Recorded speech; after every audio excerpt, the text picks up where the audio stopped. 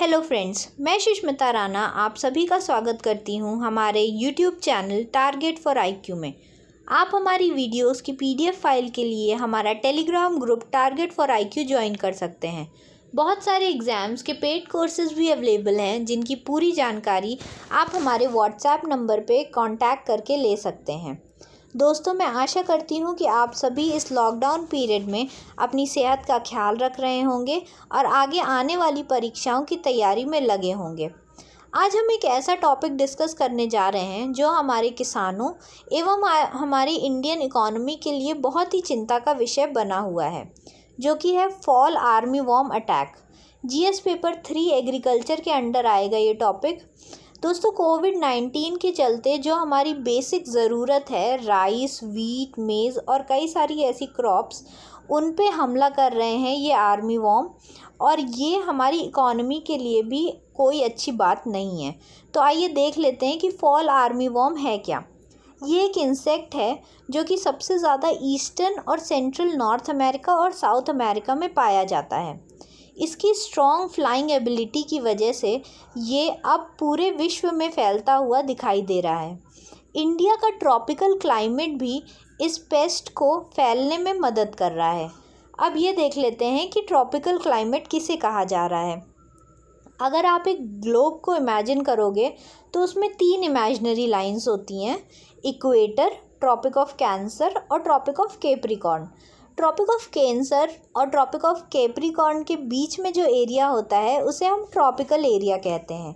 India का ज़्यादातर portion tropical area में लाई करता है, इसलिए इंडिया के क्लाइमेट को ट्रॉपिकल क्लाइमेट कहा जा रहा है।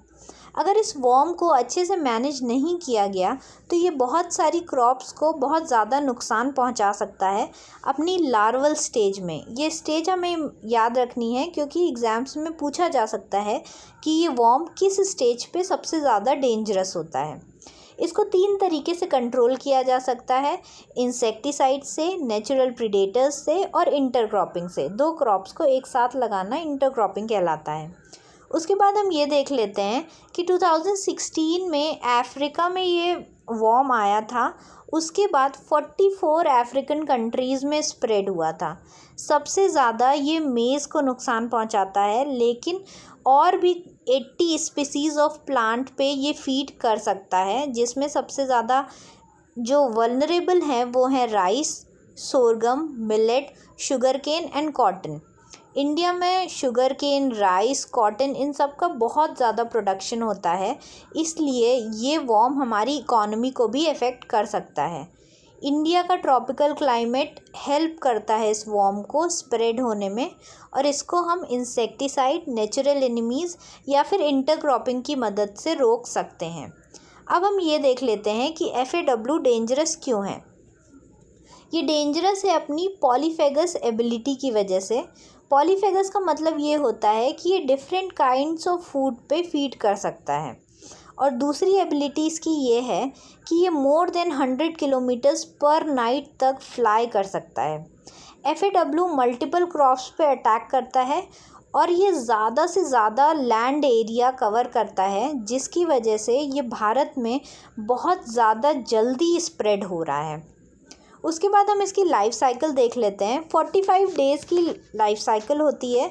जो इसमें फ़ीमेल मौत होती है वो 1500 से 2000 eggs on the top of leaf ले करती है, और रफली 30 डेज़ में ये एग्स अपनी लार्वल स्टेज में पहुंच जाते हैं, जहां पे कैटरपिलर जो होता है वो आकर के लीव्स, स्टॉक्स और फ्लावर्स पे फीड करता है।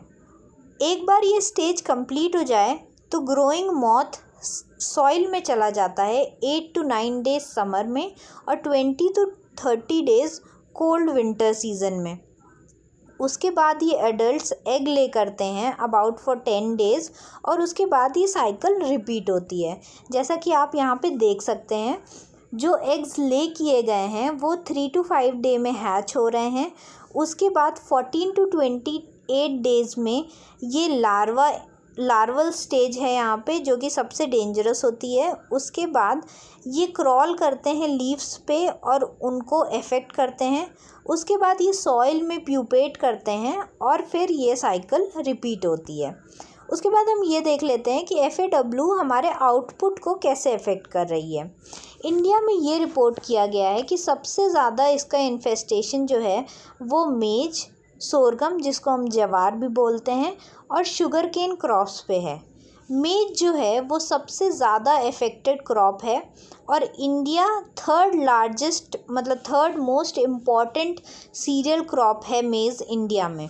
तो इसलिए ऐसा कहना गलत नहीं होगा कि इंडिया के मेज प्रोडक्शन को ये वॉर्म बहुत ज़्यादा अफेक्ट कर रहा है, और अगर ये टाइम पे चेक नहीं किया गया तो इससे मेज प्रोडक्शन में बहुत ज़्यादा गिरावट आ सकती है, जो कि अभी आई है 5 लाख टन्स आउटपुट में इतनी गिरावट आ चुकी है। मैं आशा करती हूँ कि आप सभी को ये लेसन बहुत पसंद आया होगा। प्लीज़ इस लेसन को लाइक करें, अपने दोस्तों में शेयर करें और कमेंट सेक्शन में मुझे कमेंट करके अपनी क्वेरीज़ या फिर कमेंट्स आप दे सकते हैं। थैंक